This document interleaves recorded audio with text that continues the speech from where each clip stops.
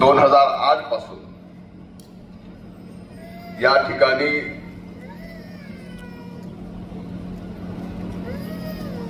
थोरातजींनी आपल्या या सर्व शिक्षण फक्त वंजारी समाजापुरतं नव्हतं, म्हणून माझे हात जोडून कळकळीची विनंती आहे, मधल्या काळामध्ये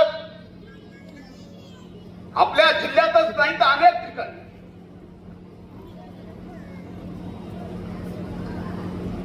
सामाजिक समता उघडली नाही. मला तर सांगायला लाज वाटते, या बीड जिल्ह्यामध्ये पोलिसाला सुद्धा स्वतःच आडनाव लावता येत नसेल तर ही सामाजिक समता आहे का सांगा. तुम्ही बघा, पोलिसांना बॅचवर आडनाव लावता येत नाही त्याचं नाव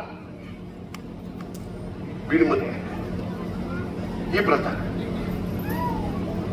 यासाठी सर्वांनीच, सर्व समाजातील सर्वांनी पुढे येऊन मागे जे घडलं ते पुन्हा सरळ करायची वेळ आलेली आहे. आपण ज्या मागण्या या ठिकाणी केल्या, स्वराजी इथून पुढची सगळी जबाबदारी माझी. तुमच्या लढाईची सुद्धा,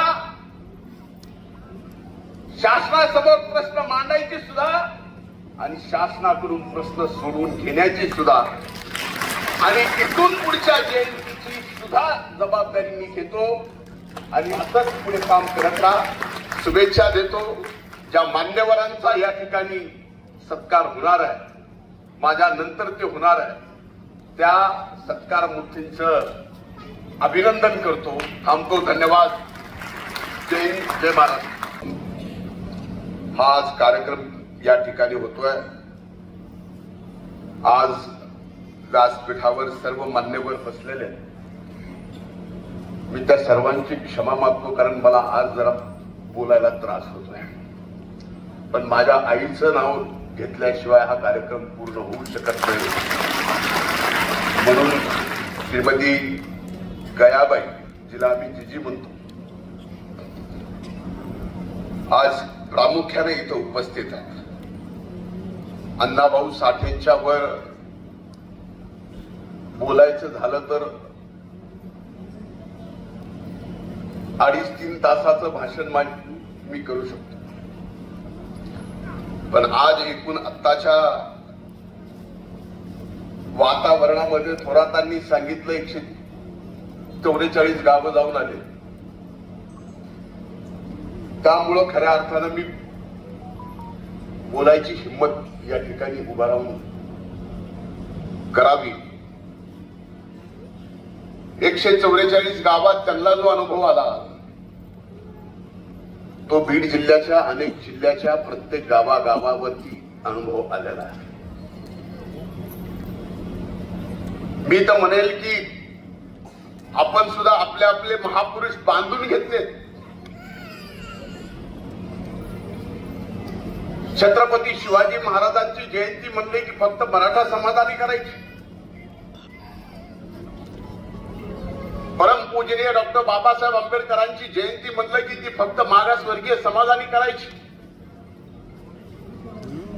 महात्मा फुलेंची जयंती ही फक्त माळी समाजाने करायची.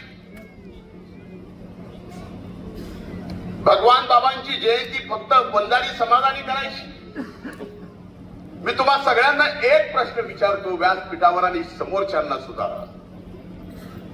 काऊ छत्रपती शिवाजी महाराजांनी रयतेचं राज्य फक्त मराठा समाजासाठी उभं केलं नव्हतं, तर 18 पगड जाती धर्मासाठी उभं केलं. परमपूजनीय डॉक्टर बाबासाहेब आंबेडकरांनी संविधान या देशाला दिलं. ते संविधान फक्त मागासवर्गीय समाजापुरतं नव्हतं. साहित्यातून उपाशी माणसाची व्यथा खऱ्या अर्थानं कुणी मांडली, लिहिली, ती अण्णाभाऊ साठेंनी, ज्यांची जयंती आपण आज साजरी करतोय, तो उपाशी माणूस फक्त मातंग नव्हता, महात्मा फुलेंनी स्वातंत्र्याच्या अगोदर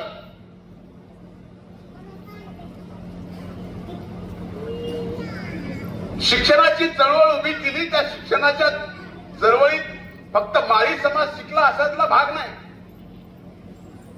भगवान बाबांनी अध्यात्माची आणि शिक्षणाची सांगड घातली.